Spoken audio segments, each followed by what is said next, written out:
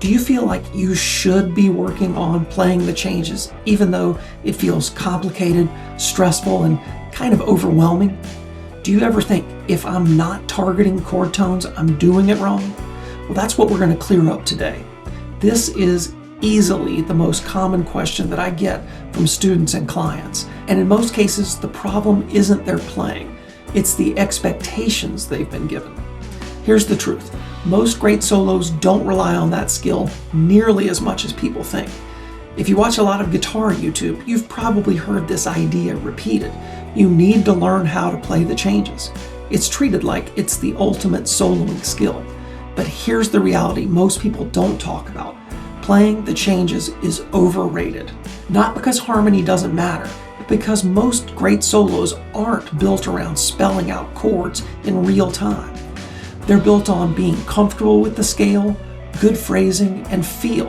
And when players do clearly outline the harmony, those moments are often worked out ahead of time, not improvised on the fly. Let's look at a real example that shows both sides of this. But before we jump in, I put together some free diagrams and backing tracks that go with today's lesson. You can grab those in the link below down in the description.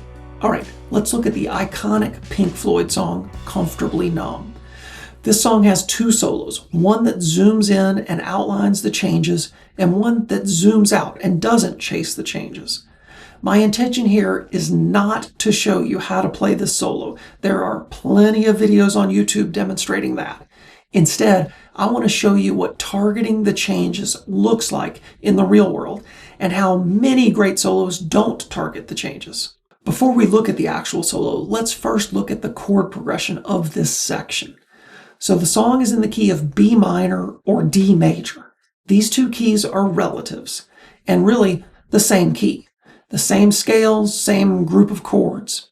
In the key of D, we have these 6 chords.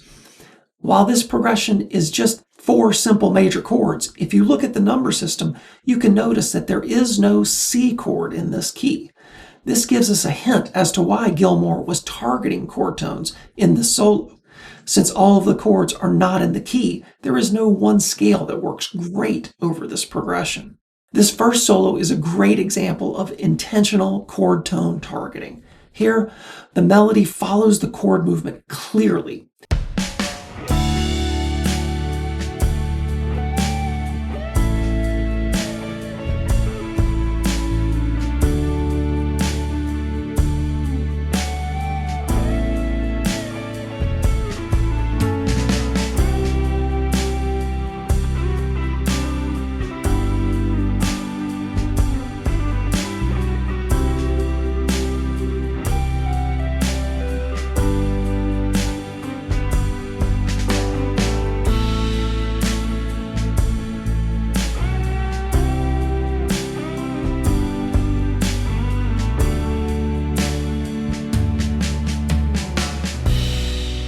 This kind of solo didn't just happen in real time. It was composed, slowed down, refined, and practiced. This is what playing the changes really looks like in the real world. Not frantic chord tone hunting, not real-time theory calculations. It's composition, and it sounds great. But here's the important part. This type of solo is the exception, not the rule. So now let me show you the caged shapes of these chords that David Gilmour is using to target the notes that he's playing in his solo. Knowing these shapes is the key to playing changes.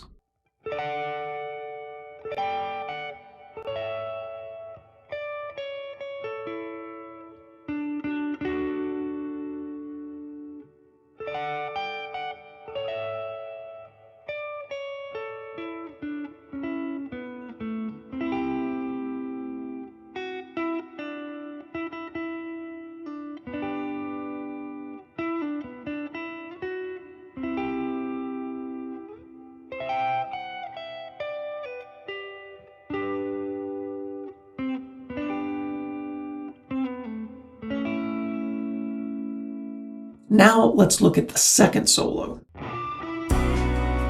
This solo lives almost entirely inside the B minor pentatonic sound.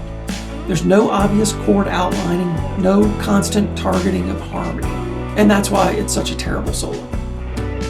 I'm kidding. It's one of the most emotional, iconic solos in rock history. David Gilmour slays this solo. In fact, I like this one even better than the first one. Why does it work? Because it's built on scale fluency. David Gilmour really knows the sound of the pentatonic scale. Great phrasing, dynamics, and feel. The solo connects to the sound of the key, not the theory of each chord. The band provides the harmonic context. The guitar provides the emotion. And this is how most great solos work most of the time. Gilmour always plays the first solo note for note, just like the original, but he often stretches out and improvises parts of the second solo. That's why I played the first solo like he does, but for the second solo, I'm just paraphrasing his solo. The melody of Gilmour's second solo doesn't really follow the chords, so you have a lot more freedom to play your own thing over that section. So let's be clear, I'm not saying harmony doesn't matter, and I'm not saying great players don't understand chords. I'm saying that playing the changes is not the main thing that people make it out to be. Here's the truth. Most solos don't outline every chord, and when they do, it's usually planned, not improvised. If you are going to play changes, what really matters is seeing your caged shapes, tracking where you are in the progression, and listening to how those notes sit against the chords. That's what makes solos musical. Why this frees you up. A lot of guitarists feel stuck because they think, if I don't play the changes, I'm doing it wrong. But great solos aren't about hitting the correct notes. They're about making strong musical statements, shaping phrases, and connecting emotionally with the sound of the song. If your playing feels tense and overthought, the problem usually isn't your theory. It's that you're trying to think your way through music instead of listening your way through it. Most great solos aren't about playing the changes. They're about playing music. And again, you can download the free diagrams and backing track that go with today's lesson by clicking the link down below in the description. And if you're ready to take the next step, making your solos feel more confident and sound more musical, watch this video.